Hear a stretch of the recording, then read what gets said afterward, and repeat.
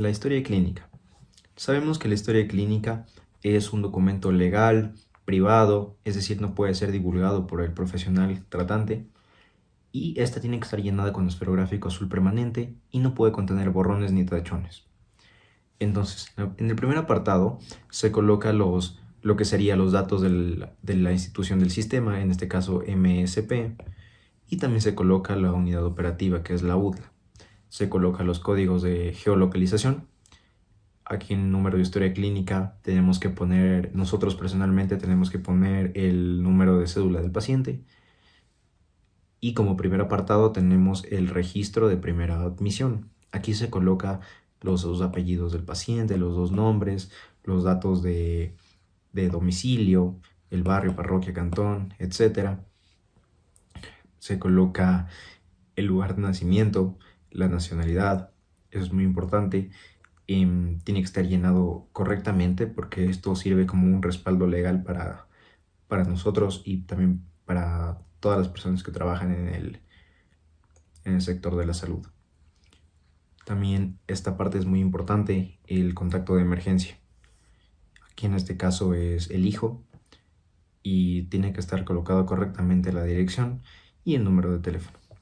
En el segundo apartado empezamos colocando el código del admisionista, que en nuestro caso es el ID banner,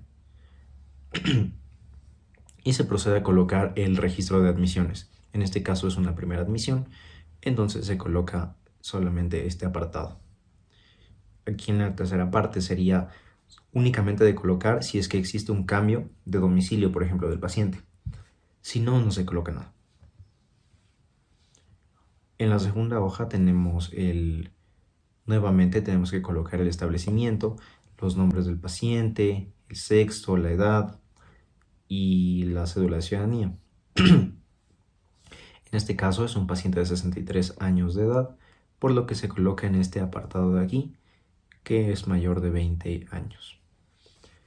El motivo de consulta de este paciente es muy importante, ya que es la pieza clave que nos va a indicar el futuro diagnóstico. Es decir, nos va a guiar para poder dar un diagnóstico correcto. Y tiene que ser puesto con palabras del paciente y siempre entre comillas. Tiene que ser exactamente como el paciente nos dice.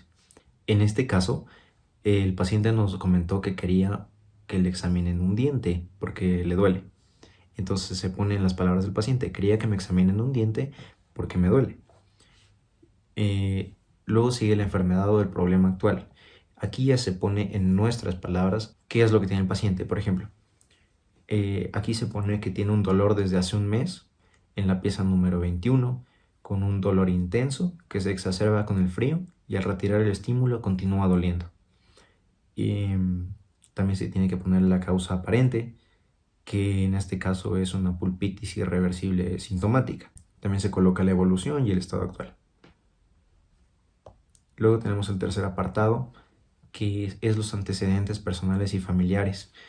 Aquí tenemos que poner, por ejemplo, en este caso, se marca la casilla de hipertensión primero en antecedentes personales, porque el paciente nos relata que sufre de hipertensión desde hace un año y también se coloca qué medicamento toma el paciente y desde hace cuánto. Por ejemplo, aquí dice que toma el paciente tabletas de Enbrel, 5 miligramos cada día, desde hace unos 5 meses. Luego se procede a colocar los antecedentes familiares y en este caso el paciente nos mencionó que tiene una madre diabética. ¿Ya? Luego se procede a la toma de signos vitales para ver si es que se le puede atender o no se le puede atender ese día. En este caso, el paciente presenta presión arterial que está en el límite superior, a pesar de que ella nos dice que es hipertensa pero está controlada. Entonces, esto puede dar pie a sospechas de que tal vez la paciente no se está tomando los medicamentos de forma rigurosa o de que existe alguna otra modificación en el tratamiento. Por ende, tenemos que estar pendientes, ya que esto es un signo de alerta. Luego sigue la frecuencia cardíaca, que en este caso está normal, la temperatura normal y la frecuencia respiratoria, que está normal. La estatura tenemos unos 60 y el peso 75 kilogramos. También es muy importante poner eso. Luego se procede al examen del sistema estomatognático. Aquí lo que hay que hacer es, pues, con el kit de diagnóstico, ir examinando la cavidad oral, pero no solamente centrarnos en eso, ya que el error más común que cometen los odontólogos es centrarse únicamente en el ámbito dentro de la boca. Y no, aquí por ejemplo nos va dando pautas. Primero hay que examinar los labios, luego las mejillas, luego el maxilar superior, el maxilar inferior, la lengua, el paladar, el piso, los carrillos, las glándulas salivales, la orofaringe y también la ATM y también los ganglios, que es algo muy importante y la mayoría suele olvidarse únicamente porque somos odontólogos y nos fijamos solo en lo que hay dentro de la boca, pero no, tenemos que estar capacitados para dar un diagnóstico correcto, incluso a veces ir más allá. Entonces, en este caso, en el examen del sistema estomatognático, se detectó que existen problemas en la ATM, entonces se marca la casilla de ATM y se escribe acá el número 11 que corresponde a esta casilla.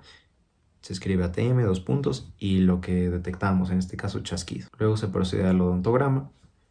En este caso, como se le hizo el examen odontológico, se determinó que mediante las pruebas de vitalidad pulpar que existe pulpitis irreversible sintomática, porque la paciente llegó con dolor al día de la consulta. Entonces, en esa pieza se marca para endodoncia por realizar con un triángulo de color rojo. Luego tenemos los planes de diagnóstico terapéutico y educacional. Y se empieza por, en este caso, por marcar una biometría, una química sanguínea y también rayos X, ¿no? Por lo que tiene dolor en esa pieza.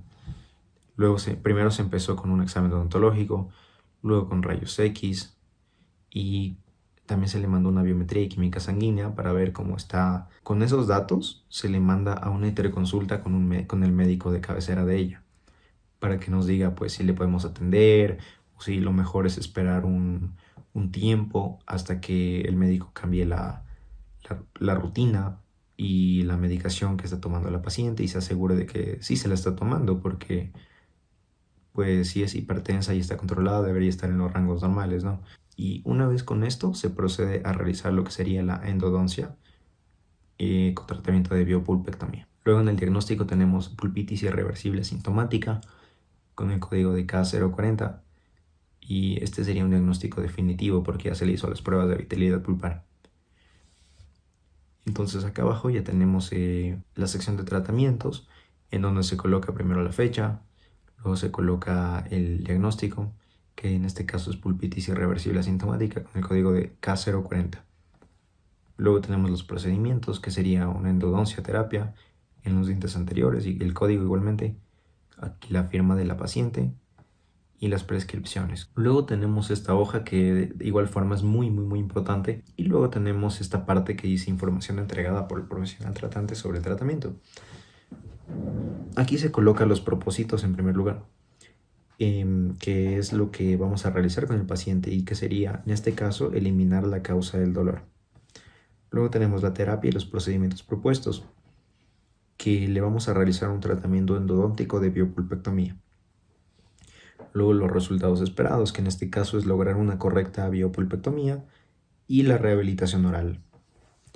Luego tenemos los riesgos, que también es importante que el paciente conozca, que en este caso sería el sangrado, el aumento de la presión arterial en el tratamiento y también interacciones medicamentosas. Pero claro que esto son riesgos, no significa que vaya a pasar, porque tenemos que estar capacitados para conocer los protocolos sobre qué hacer, por ejemplo, en un caso de un paciente hipertenso, que sería que esté relajado, que esté con su tratamiento, porque si está estresado ese rato en la consulta y se le sube la presión, pues puede llevar a complicaciones, que se desmaye, que infinidad de cosas. Entonces, claro, o sea, tenemos que conocer los riesgos para que no sucedan. Luego tenemos acá información entregada por el cirujano, que esto sería en caso de, por ejemplo, una extracción.